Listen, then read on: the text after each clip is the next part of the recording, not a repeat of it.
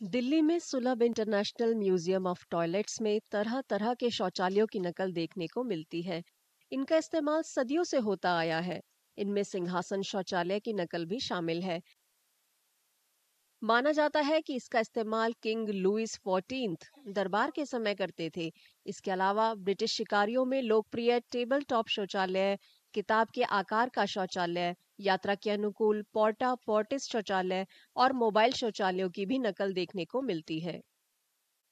Here you'll be like visiting different kind of artifacts, different kinds of display which we have done in this particular museum, starting from the Harappan civilization, the oldest toilet that is 4005 enrolled. Then we'll go to the Middle Ages. Then we have some unique toilets in Middle Ages, like there's a throne toilet, there's the tabletop toilet, and then we have the modern era. In modern era, we have some different modern toilets which we have displayed in that particular section. काफ़ी अच्छा था, बहुत अलग था क्योंकि ऐसा museum और कहीं मैंने कहीं कभी देखा नहीं। इतने टाइम से यहाँ दिल्ली में था, मैं पहली बार विज़िट कर रही हूँ। मेरे को बहुत यूनिक लगा, लाइक ये वाली चीज़ें मैंने कभी नहीं देखी। ये सारी लिटरेचर वाली तो हम नेट पे भी पढ़ सकते हैं, बट मुझे ये सारी जो लगी हुई हैं फिज़िकल चीज़ें देख के काफ़ी अच्छा लगा। संग्रहालय को 1992 में सुलभ इंटरनेशनल के संस्थापक डॉक्टर बिंदेश्वर पाठक ने बनवाया था। ये गैर सरकारी संगठन है जो कई दशकों से स्वच्छता के लिए काम कर रहा है। यात्रा लेखक और ब्लॉगर्स अक्सर इस संग्रहालय को दुनिया के सबसे अजीब संग्रहालयों में गिनते हैं। ये लोगों को शौचालयों का इतिहास बताता है। इसमें करीब 4500 साल पहले हड़प्पा सभ्यता में इस्तेमाल किया गया शौचालय भी शामिल है। संग्रहालय रोज सुबह 10 बजे से शाम 6 बजे तक खुला रहता है। यहाँ आने के लिए कोई शुल्क नहीं देना पड़ता। संग्रहालय में डॉक्टर पाठक के आविष्कार किए गए शौचालय भी हैं। ये बिना किसी रसायन का इस्तेमाल किए शौच को प्राकृतिक रूप से खाद में बदल देते हैं।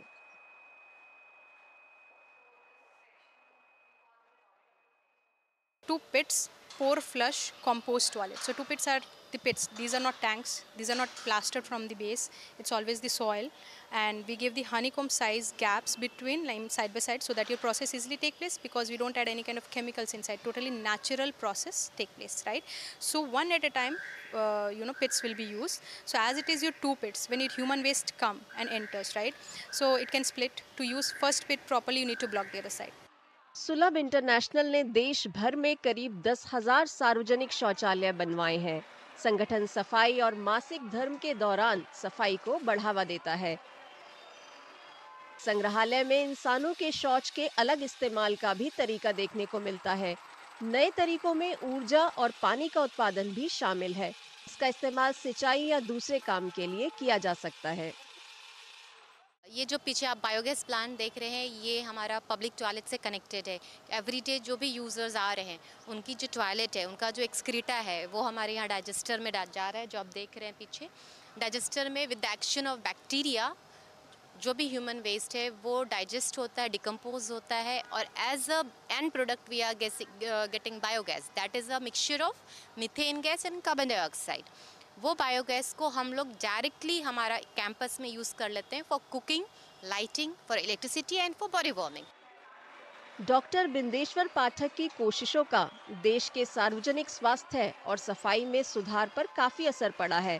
इसके लिए उन्हें कई राष्ट्रीय और अंतर्राष्ट्रीय पुरस्कार मिले हैं। निधन से 2 साल पहले 2021 में उन्हें देश का दूसरा सबसे बड़ा नागरिक पुरस्कार पद्म विभूषण मिला। सुलभ इंटरनेशनल में 50,000 से ज्यादा लोगों को रोजगार भी मिला है।